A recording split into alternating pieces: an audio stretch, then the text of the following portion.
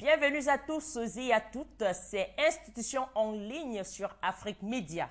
Ouvrons cette édition par la République du Tchad.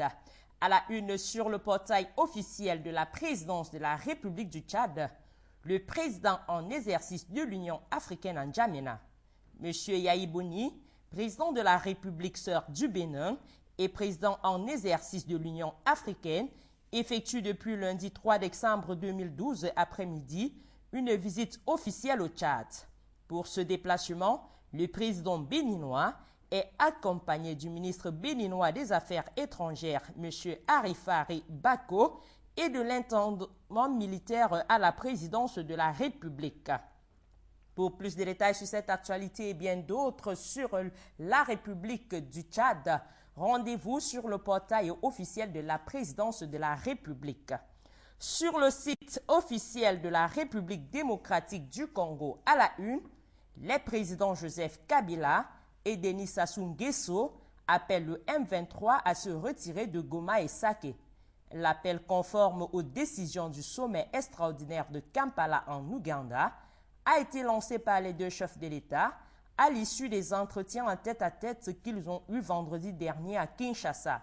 Plus de détails sur cette actualité et bien d'autres sur les actions du gouvernement congolais sont à découvrir en parcourant le site officiel de la présidence de la République démocratique du Congo. À la une sur le site national de la République du Congo, le gouvernement soutiendra les familles éprouvées du crash d'avion.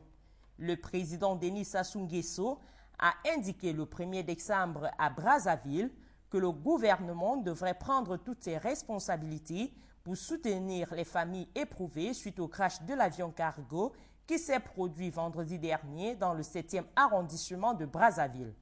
Le chef de l'État congolais s'est rendu sur les lieux du drame pour se rendre compte personnellement de l'ampleur des dégâts et compatir à la douleur des familles.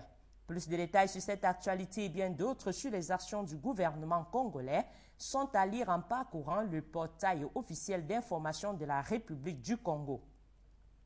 Sur le portail officiel de la République du Gabon, à la une, Journée internationale des personnes handicapées, les mêmes chances pour tous. Au Gabon, comme aux quatre coins du globe, on a célébré le lundi 3 décembre 2012 la Journée internationale des personnes handicapées. Depuis 1992, les Nations unies rappellent que tous les êtres humains naissent libres et égaux en dignité et en droit. Au Gabon, l'occasion a été saisie pour mettre en exergue le travail de la Fondation Sylvia Bongo Ondimba en faveur de l'égalité pour tous. Gabon enfin, 7e édition des escales documentaires de Libreville, un regard passionnant sur l'Afrique centrale. L'Institut français du Gabon a accueilli du 26 novembre au 2 décembre 2012 la 7e édition des escales documentaires de Libreville, un festival qui a mis la lumière sur 17 films documentaires originaux qui portent un regard aiguisé sur les bouleversements de nos civilisations. Plus de détails sur cette actualité et bien d'autres sur les actions du gouvernement gabonais sont à lire en parcourant le portail officiel de la République du Gabon.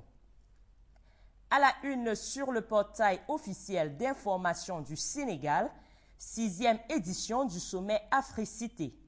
Construire l'Afrique à partir de ses territoires, quel défi pour les collectivités locales? Tel est le thème de cette édition 2012. Du 4 au 8 décembre, le sommet Africité accueillera à Dakar au Sénégal près de 500 personnes.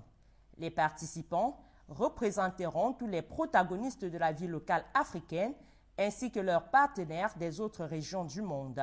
Plus de détails sur cette actualité et bien d'autres sont à lire en parcourant le site officiel d'information de la République sénégalaise. Sur le site officiel du gouvernement de la République de Guinée équatoriale, signature de l'accord entre le gouvernement et l'Agence du système des Nations unies. L'accord d'assistance des Nations unies pour le développement 2013-2017 en Guinée équatoriale, UNDAF, a été signé entre le ministre équato-guinéen des Affaires étrangères, M. Agapito Bamokoui, et le représentant permanent de l'Agence du système des Nations Unies, M. Leo Aileman, et celui de la FAO, M. Atman Mramvili. C'était le week-end dernier au ministère équato-guinéen des Affaires étrangères et de la coopération. Guinée équatoriale enfin, présentation d'une nouvelle entreprise touristique en Guinée équatoriale.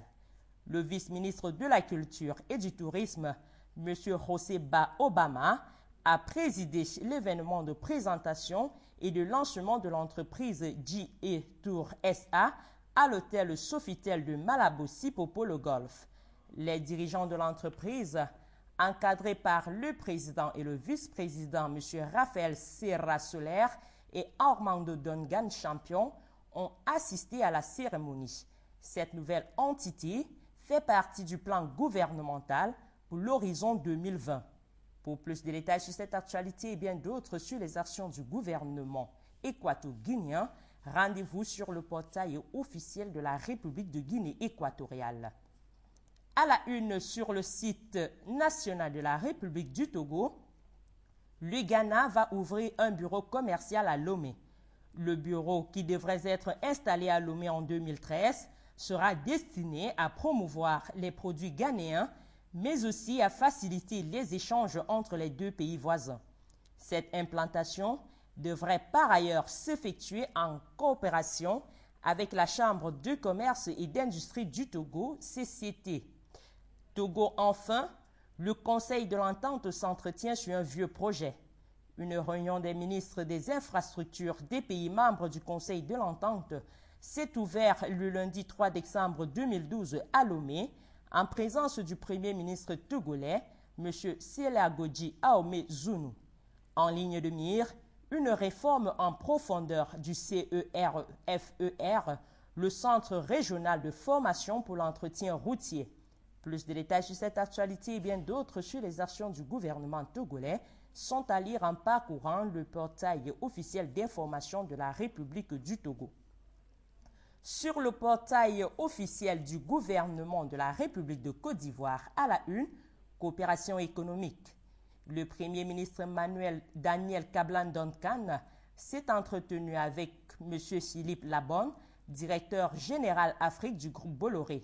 C'était le 30 novembre 2012 à son cabinet au quartier du Plateau à Abidjan. À sa sortie d'audience, le directeur général Afrique du groupe français a confié être porteur des félicitations de son directeur général, M. Vincent Bolloré, au Premier ministre ivoirien pour sa nomination et par la même occasion, lui présenter les projets d'investissement du groupe en Côte d'Ivoire, notamment dans le domaine portuaire. Côte d'Ivoire enfin, contrat désendettement et développement. La France accorde 413,25 milliards de francs CFA à la Côte d'Ivoire. Le Premier ministre ivoirien, M. Daniel Kablan-Duncan, en compagnie de plusieurs membres du gouvernement, a procédé à la signature du premier contrat désendettement entre la France et la Côte d'Ivoire. C'était le 1er décembre 2012. Pierre Moscovici et M. Pascal Canfin, respectivement ministre de l'Économie et des Finances et ministre délégué chargé du développement de la France, ont ratifié les 5 accords de partenariat de ce CDD pour une durée de 20 ans qui consacre à la Côte d'Ivoire 413,25 milliards de francs CFA. Pour plus de détails sur cette actualité et bien d'autres sur les actions du gouvernement ivoirien, rendez-vous sur le site officiel du gouvernement de la République de Côte d'Ivoire. C'est tout pour Institution en ligne de ce jour. Merci de l'avoir suivi. Restez en compagnie des programmes de votre chaîne de télévision panafricaine Afrique Média, que vous pouvez d'ailleurs regarder en ligne sur www.afriquemedia.tv. À bientôt.